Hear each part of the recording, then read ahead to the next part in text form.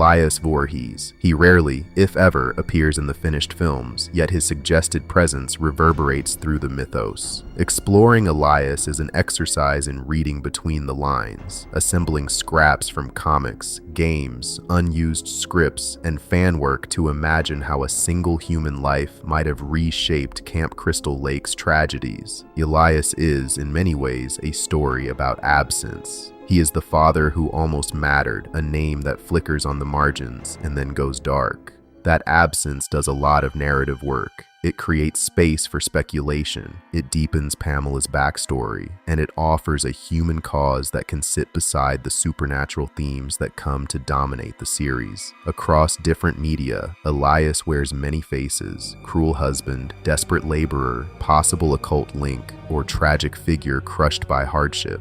None of these fits into the theatrical canon cleanly, but together they create a patchwork portrait that enriches how we view Pamela and Jason. Oh, Jason, my special boy. Mother. Looks older than I figured. Gives me the creeps. It's just a sign, Miles. Yeah, but look at it. Let's check it out. One of the most fleshed out versions of Elias appears in a narrative known as A Pamela's Tale. Here, he is a bauxite miner from Cadiz, Ohio, someone who left school early to work underground. The life of a miner shapes him: long hours, a worn body, a stoic, sometimes bitter outlook. He and Pamela marry young and move into a cramped trailer, living on a thin wage. Are you kidding me? I'm standing here and you think you can just walk in and lie to my face after everything I've done for you? After all of this, you treat me like that? No, not today. I'm not letting you get away with it. Poverty and exhaustion thread through their days.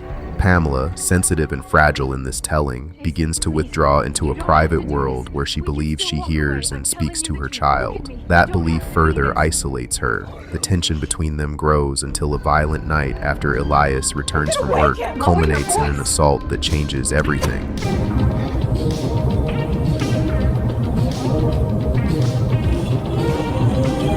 Don't let her get away, Mommy. Don't let her live.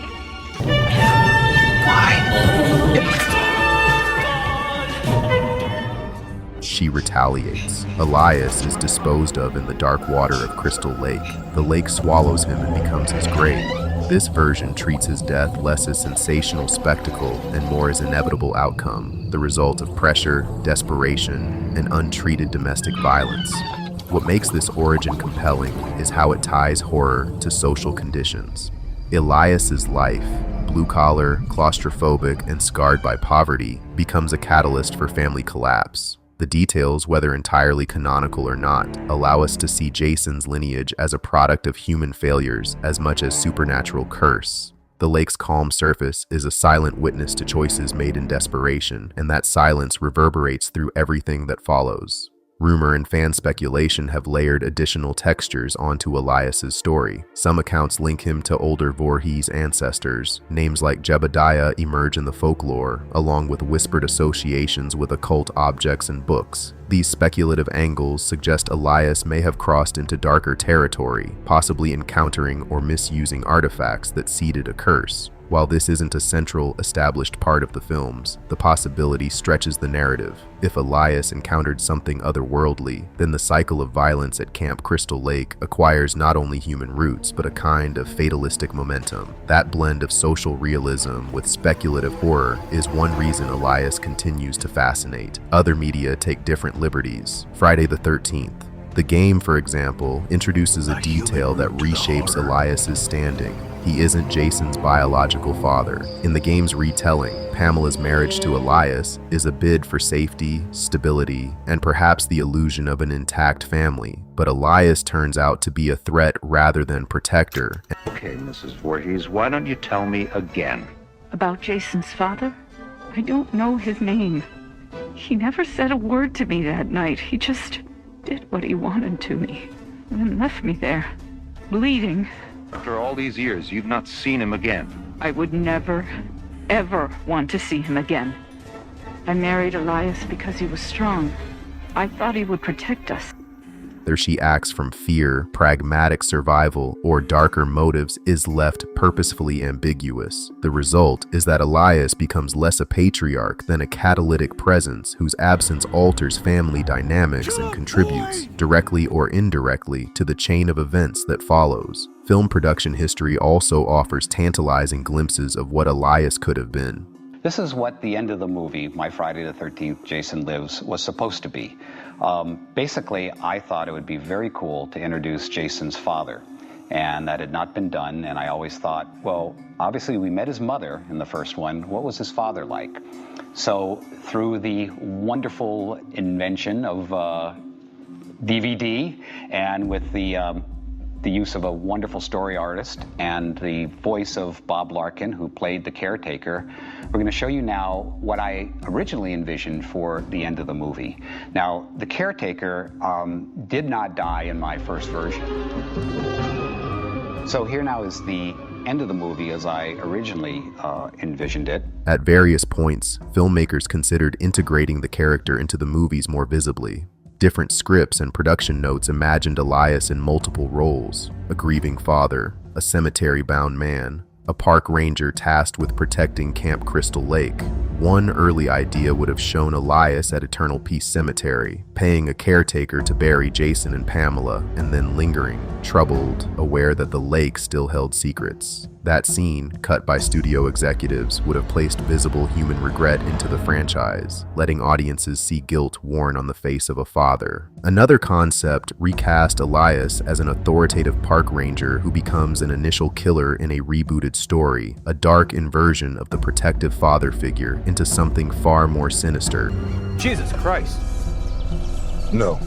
These discarded possibilities reveal how malleable the Voorhees backstory can be, and how even minor changes in Elias's portrayal could have shifted the emotional center of the series. Unused scripts and drafts explored other permutations. In some, Elias purchases cemetery plots for Pamela and Jason, a small humanizing act that suggests complexity. In others, he's tangled into bizarre genealogies, perhaps having a brother or other relative who complicates Jason's origins. These drafts show a creative tug of war. Should Elias be demonized, humanized, or cast as part of a larger myth? The variety of ideas speaks to the character's narrative potential. He can be sympathy, sin, or a seed of the supernatural, depending on which detail a writer chooses to emphasize. That ambiguity is partly why fans have embraced Elias. Where films leave blanks, people create. Fan films, novels, and games have offered fuller portraits and allowed viewers to test alternate histories. For example, the fan film, Friday the 13th, Vengeance casts C.J. Graham and stages scenes that make Elias feel more immediate and visible. Fan projects have the freedom to splice together elements. Beyond plot mechanics and alternate histories, Elias's real narrative value lies in his thematic potential. He stands for the idea that the most enduring horrors are often born of human failure. Friday the 13th's nightmares don't spring from nowhere. They grow from neglect, poverty, domestic violence, and bad choices. Elias embodies those themes. He can be seen as perpetrator, victim, or catalyst, sometimes all three. And that complex positioning helps explain why the series has such staying power. It's easier to fear a masked killer when you can also see a lineage of small cruelties that gave rise to him. Thinking about Elias also invites us to reconsider Pamela and Jason through a different lens. Pamela's grief and fury make more sense when we imagine a life layered with betrayal and loss. Jason's monstrosity becomes less a random supernatural event and more a tragic outgrowth of family trauma. The lake in this reading is not merely a mystical trap, but a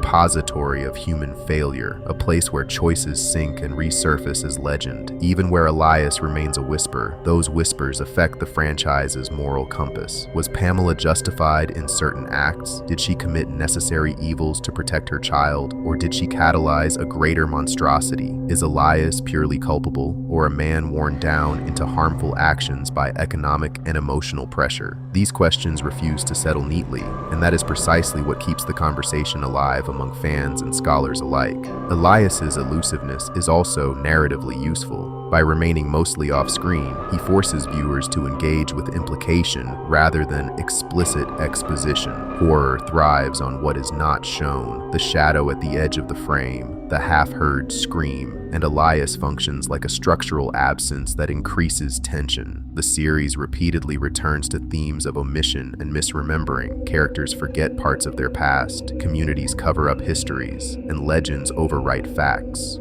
Elias fits naturally into that pattern as an absence that nevertheless influences every scene he touches. In the end, the story of Elias Voorhees is a compelling study of possibility. He's an unfinished figure, an idea that invites interpretation rather than delivering answers. Whether he appears as a miner, a ranger, a cemetery-bound man, or simply as a name in a game, Elias amplifies the franchise's core questions. Where do monsters come from, and how much of horror is human-made? His presence, even when only implied, reminds us that supernatural narratives often have very human roots. Poverty, pain, rage, and the small choices that cascade into catastrophe. For fans who love to dig into lore, Elias provides fertile ground. He's the character who rewards curiosity precisely because he is incomplete, an invitation to imagine, to write, and to reinterpret. That creative space explains why his story persists across formats and motivates continued fan engagement. Elias Voorhees may never have been the central figure in a studio film, but in the collective imagination of the franchise, he stands as a crucial hinge, the human history behind the mask. If you enjoyed this deep dive into the layers of Camp Crystal Lake and the unanswered questions around Elias Voorhees, please subscribe to Richard Barron Horror for more pieces like this, explorations of lore, behind-the-scenes ideas, and the stories that haunt our favorite franchises. Your support helps keep these conversations alive and brings more hidden corners of horror to light.